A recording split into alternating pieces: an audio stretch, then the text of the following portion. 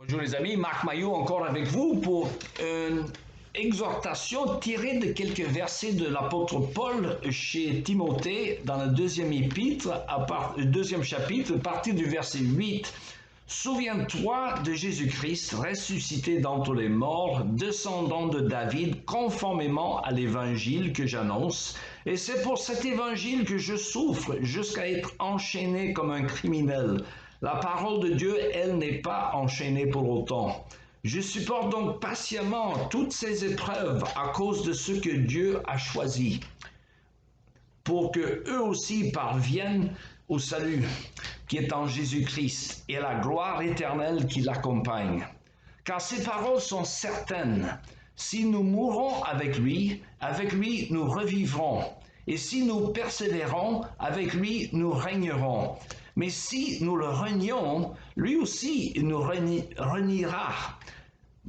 Si nous sommes infidèles, lui, il demeure fidèle, car il ne pourra se renier lui-même.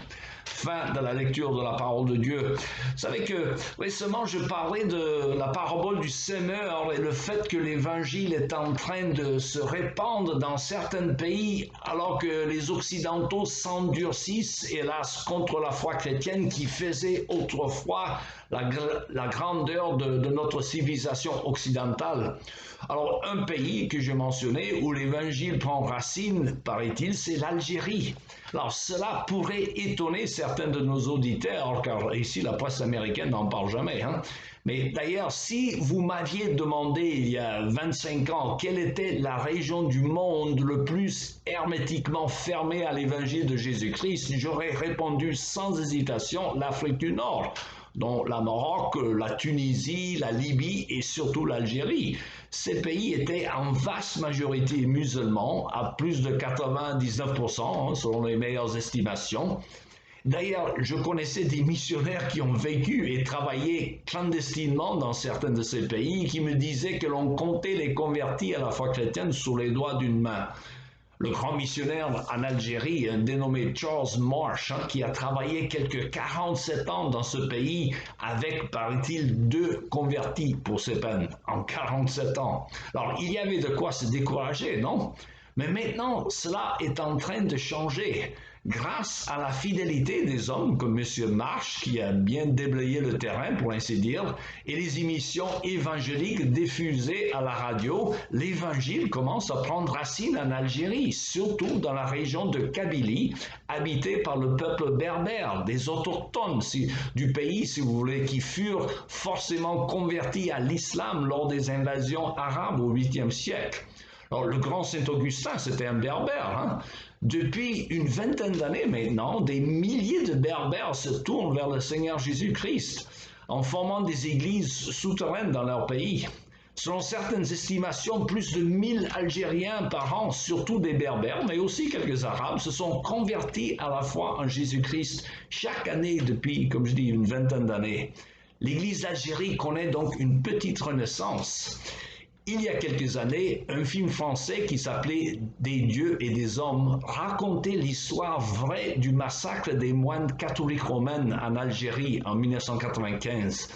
Ces moines travaillaient non pas en tant qu'évangélistes, ce qui est strictement interdit, mais comme instituteurs et même médecins parmi les gens d'un village algérien. Menacés de mort par les intégristes musulmans, ils ont courageusement choisi de rester en Algérie au péril de leur vie. Le film nous fait voir d'ailleurs la réunion au monastère de ces douzaines de chrétiens lorsqu'ils ont décidé de rester en Algérie plutôt que de partir. 2 seuls ont pu éventuellement échapper au massacre.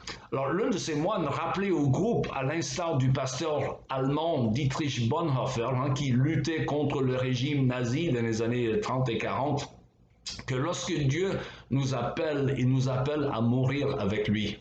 Alors ces moines sont morts en martyrs pour la cause de l'Évangile, mais depuis, la cause de l'Évangile ne cesse d'avancer dans ce pays jadis fermé à la foi chrétienne, prouvant encore une fois que le sang des martyrs est la semence de l'Église, comme disait le grand-père de l'Église Tertullien. D'ailleurs, lui aussi, il était africain, il est d'Afrique du Nord.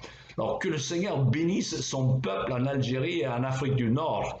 Il en est de même en Afrique noire, où j'ai l'honneur d'enseigner depuis une dizaine d'années. Et quand je rencontre des nouveaux chrétiens, je leur demande par quels moyens ils seraient venus à la foi en Jésus. Et je constate qu'il n'y a pas un moyen qui domine sur les autres. Ce n'est pas souvent par le biais des arguments intellectuels ou apologétiques, ou ni par des discours persuasifs des chrétiens que les gens viennent à la foi, autant que par des manifestations de la puissance de Dieu qui agit à travers souvent des guérisons physiques ou même des visions qu'ont certains musulmans de Issa ou de Jésus. Alors, quel que soit le moyen, l'Esprit de Dieu est en train d'agir à travers le monde, même s'il a l'air d'avoir un peu abandonné les Européens qui ont largement renié l'Évangile qui faisait jadis la gloire du continent européen. Prions que Dieu ait pitié encore une fois de l'Europe. Il me reste qu'à vous souhaiter une bonne journée et à la prochaine.